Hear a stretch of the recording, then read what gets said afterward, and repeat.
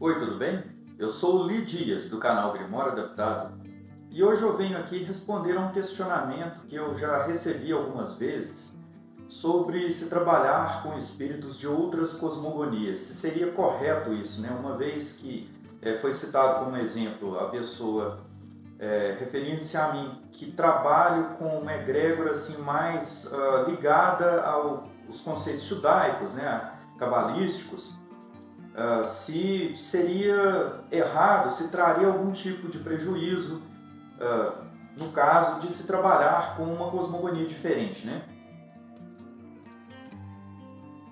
Segundo cita o Zohar, Deus se manifestou nas 10 Sefirotes.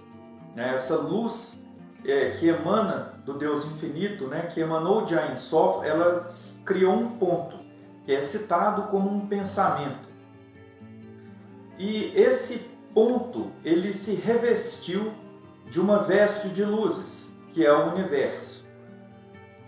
E é citado também que esse ponto, ele se manifestou em 10 luzes, né, que a gente pode entender que são as 10 esferas da árvore da vida.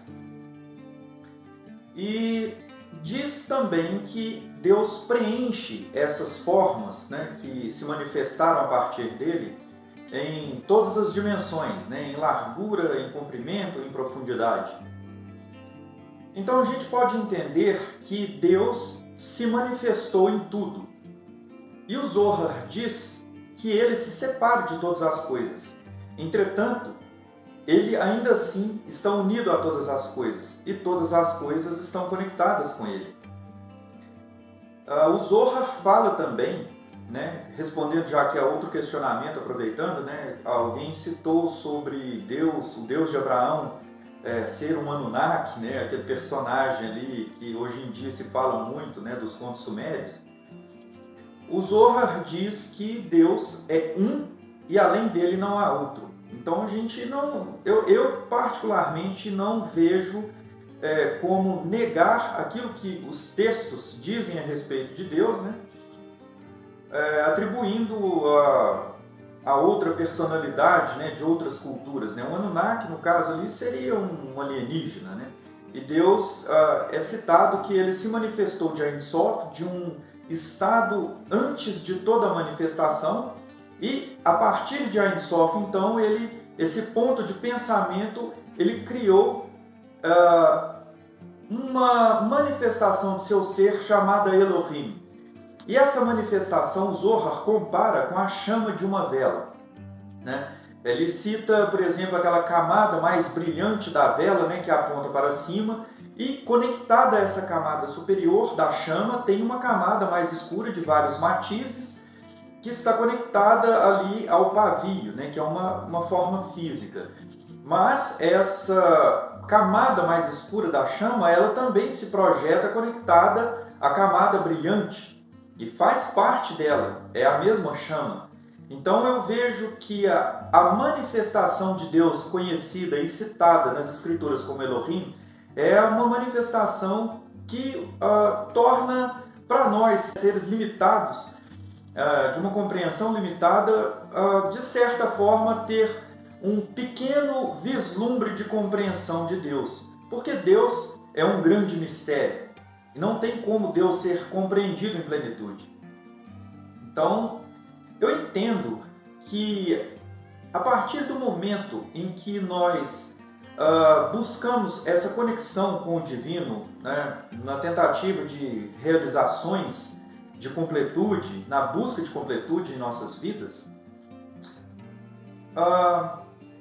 os povos da antiguidade faziam essa busca, né, tentando se conectar com as consciências e energias que eram aquilo que era perceptível dentro da compreensão deles sobre a espiritualidade.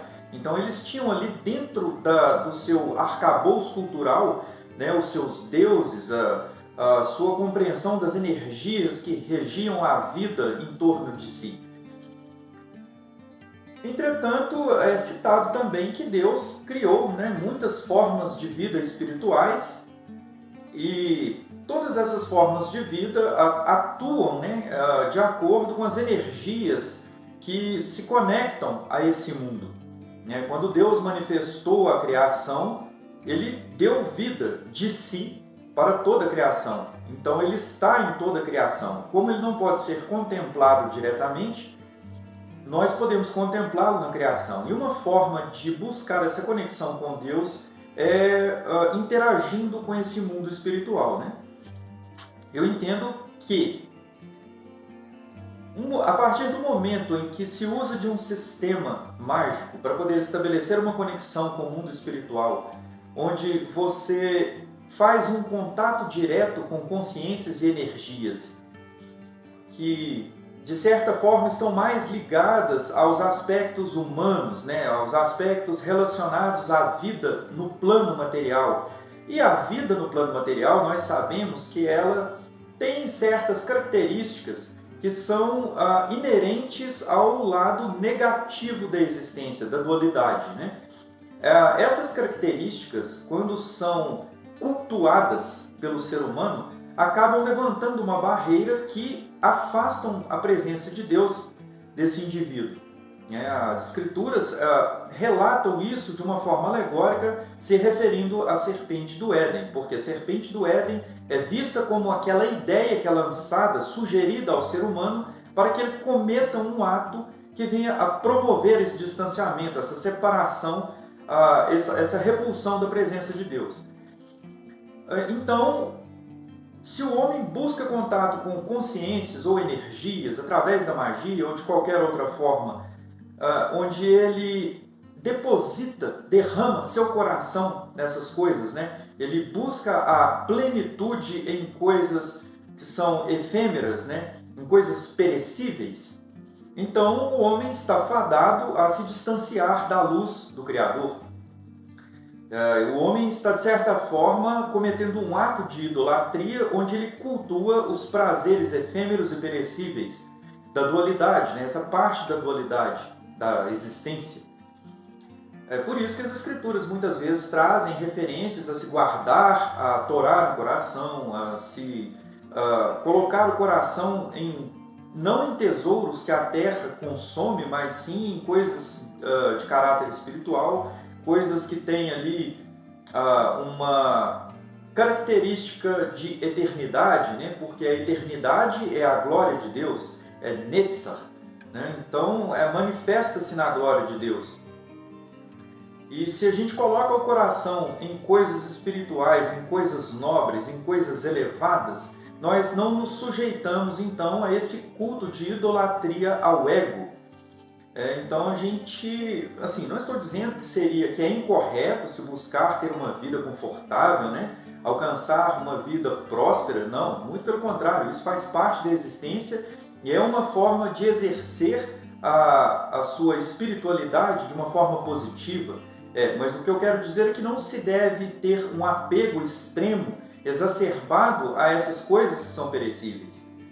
Muito pelo contrário. Então, uma vez que o indivíduo faz uma conexão com energias que estão atreladas a esse aspecto da dualidade que é negativo, o indivíduo se coloca sujeito então a essas influências, né, que vão muito provavelmente levá-lo em algum momento a estar mais afastado da presença divina. Porque nós temos essa predisposição, nós somos vulneráveis a esse aspecto da dualidade. Então eu entendo que não é muito aconselhável se lidar com essas energias. Isso é o meu ponto de vista. Não é uma questão de ser certo ou errado. É uma questão de se observar se é ou não conveniente trabalhar com essas energias ou lidar com elas de alguma forma, né? Porque eu apresento essa ideia aqui baseada também naquilo que é ensinado nos textos dentro da cultura judaica, né, principalmente, né? Onde, por exemplo, a gente pode ver ali a história do rei Salomão. Até foi questionado por que Salomão lidava com daimons, né? E a cultura judaica diz que ele recebeu a incumbência de lidar com essas consciências, né? Ele recebeu ali recursos, né? Tanto no caráter físico quanto espiritual, né? Ele recebeu sabedoria, ele recebeu entendimento para lidar com essas consciências, porém ele tinha um propósito elevado ao lidar com elas. Ele não foi lidar com essas consciências a fim de obter riquezas, a fim de obter coisas de caráter humano, né? Ele tinha um propósito ali que era descobrir uma informação que era necessária para trabalhar na construção do Templo de Jerusalém.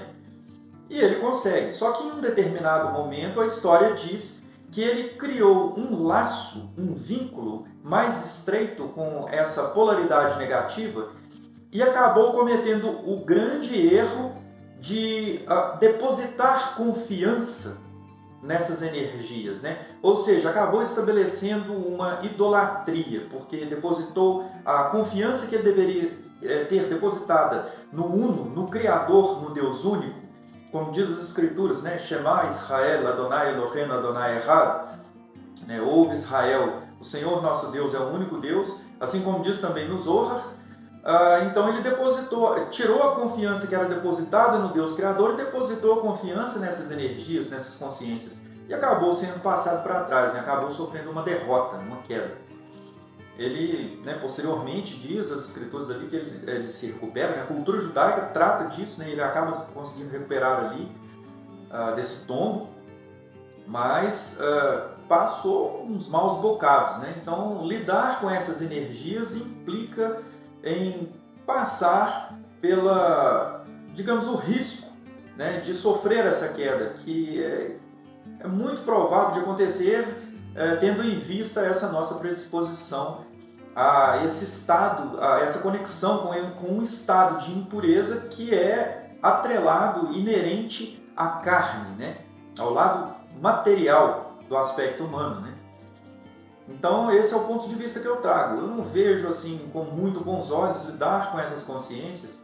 Entretanto, eu vejo que através da magia salomônica, os magos que foram trabalhando ali aqueles sistemas, né, salomônicos, né, que são alguns sistemas que fazem parte do sistema salomônico, eles entenderam que os povos da antiguidade faziam conexão com aquelas consciências espirituais de uma forma direta, né?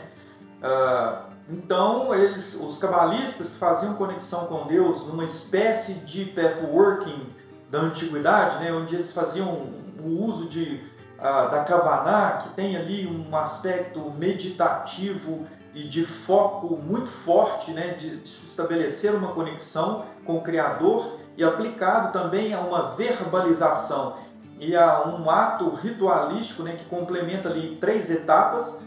Eles acabavam conseguindo se projetar aos reinos superiores e tinham seu contato com as esferas espirituais, né, com as hierarquias angélicas e até se aproximar o mais próximo possível da presença divina, né? Até onde é possível se estabelecer essa aproximação. Então, o pessoal ali que elaborou a magia salomônica entendeu que era possível fazer o uso, né, daquele conhecimento da antiguidade, de se conectar às energias espirituais mais atreladas às esferas terrenas, e utilizaram-se então de métodos cabalísticos que foram inseridos então no sistema salomônico, a fim de buscar a proteção do Deus Criador, que é mencionado dentro da cultura judaica, né, com vários epítetos, né? São várias formas de se referir a Deus, né? Expressando ali as suas virtudes, né? Cada nome divino ali está relacionado com virtudes do Deus Criador. Então eles inseriram então esse método cabalístico no sistema salomônico, a fim de que não sofressem no contato com essas energias de polaridade negativa uma influência direta. Estariam ali cobertos, revestidos do poder do Deus Criador, né? Do Deus que criou o universo, para poder então conseguir alcançar algo assim de caráter mais material, né? Mas, assim, porque essas consciências estão atreladas ao materialismo, né? Então, buscando com Deus uma certa proteção. A ideia que se tem de buscar ali era fazer toda aquela recitação de salmos, né? Tem dentro do sistema salomônico você vai encontrar também não só o viés judaico, mas você vai ver sistema também que usa muito do cristianismo, aquela roupagem cristã que é utilizada também ali com a mesma finalidade, são matizes diferentes, né? Como eu disse, na chama da luz da vela ali, que tem a sua conexão com o lado mais material, a gente pode entender que são esses matizes de compreensão humana dos aspectos divinos, de como a gente pode interagir com Deus, né? Então, busca-se na religião, nas diversas religiões, busca-se nas culturas, né, que se tem, um entendimento desse Deus criador, né, do universo. A gente vai ver esse entendimento em várias religiões, né? Então, a ideia que eu tenho, no meu ponto de vista, é que o sistema salomônico te dá a possibilidade de lidar com essas consciências. Mas eu entendo que como a gente traz essa predisposição, uma vulnerabilidade a esse aspecto negativo do ego, eu não vejo que seja muito interessante para mim, né? Não estou aqui ditando regra, estabelecendo uma verdade absoluta. Mas isso aí, cada um é que deve analisar, deve trabalhar aí dentro da sua consciência, né? Analisar os seus limites, até que ponto você acha que você é capaz de percorrer, né, sem se afastar do Criador. Você acha que você tem toda essa força para lidar com essas consciências e vencer os seus impulsos? Você pode pedir a ajuda de Deus, mas no fim a decisão é toda sua, porque essa é a grande beleza da vida, a liberdade de escolher. Eu fico por aqui, a gente se vê. Até mais.